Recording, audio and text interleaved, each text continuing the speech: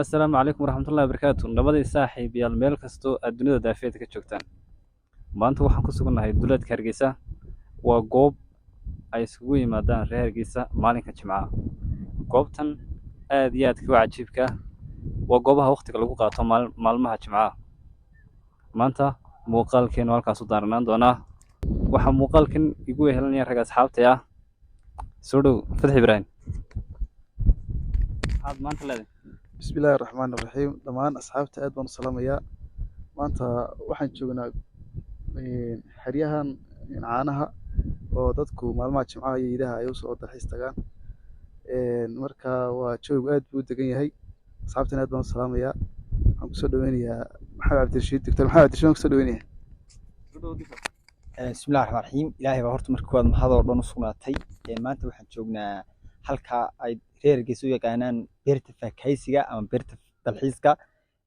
waxaan ku sugannahay lafteeru faakaysi nafta laftirkeedu way baahan tahay inta badan markuu qofku magaalada buuqeediyo uu rabo inuu ka raaxaysto marka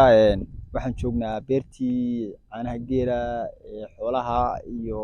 dhammaan gamaanka oo dhan ay ku sugnaayeen alxamdulillah waa fiicannahay beejkana waxaan rajeynayaa inuu meel fiican gaadho asxaabta kala duwan waxaan leenahay leegta sharka iyo waxa weeye commentiga oo badiya meel dheer la gaarsiiyo rag waaweyn oo waxa weeye soo dalxiistiga baan nahay naga hagaaji insha Allah ila markuu dararayahay laabanin dugtaay laabanin dugtaay laabanin dugtaay ila markuu dararayahay laabanin dugtaay laabanin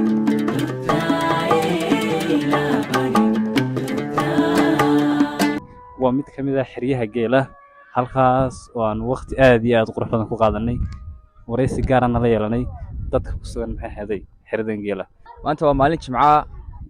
maanta kale jawi waxa lagu qaataa waxa weeyaan xeryaha geela ee magaalada Koonaheeda ku yaala sida tan oo kale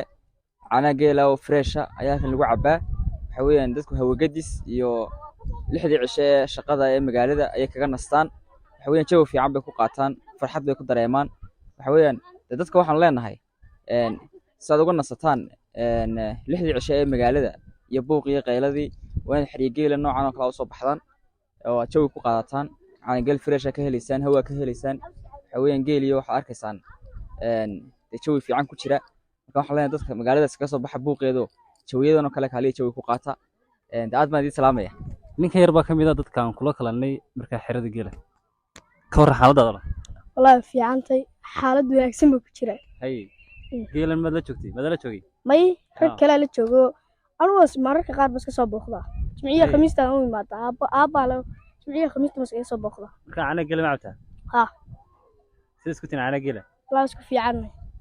bimacaan Soomaa dadka maxaad leedahay ugu yeerto dadka halkan ka daawanaya isku xawro la dadka iga soo baxay magaalada kuleyl jawiga yar iska qaat jawigan iyo ana geela soo doonta maanta waxaan joognaa mid ka mid ah xeryaha geela ee hay'adda Hargeysa agteeda ama duleedka Hargeysa runaantii aad jawi u qurxoon oo maxay ahayd dhulkuna uu cagaaran yahay iyo caanihii geela la isku helay reer Hargeysa waxaan leeyahay ka soo nasta maxay ahayd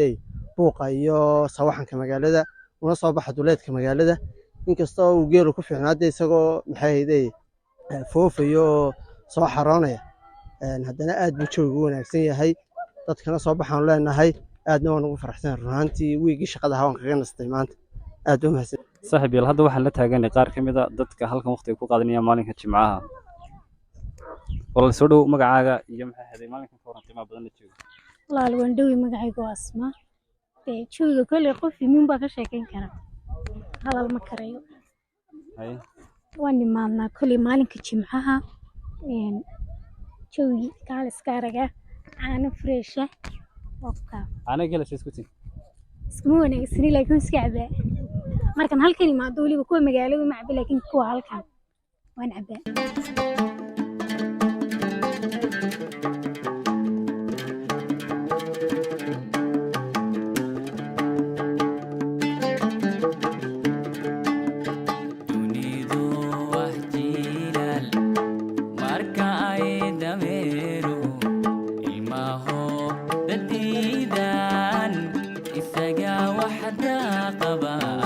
halkan waa mid ka mid ah xeryaha geela ay ku xaraysiin geelo halkaas oo dadka reer Hargeysa ay ku qaataan waqti maalinka Jimcaha amba dhammaadka wiiga usbuuca oo dhan marka ay shaqo iyo hawl ku jiraan halkan ay reer Hargeysa waqti ku qaataan una soo doontaan caanaha geela xeryahan ayaa bariyahan ku soo badanaya magaalada Hargeysa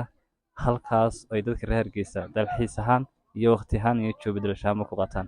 haddii aad Hargeysa ku nooshay oo halkan iman wax badan baa ka muuqan saaxiib wali waxaan ku suganahay xerada geela ee deegaanka duleedka Hargeysa marka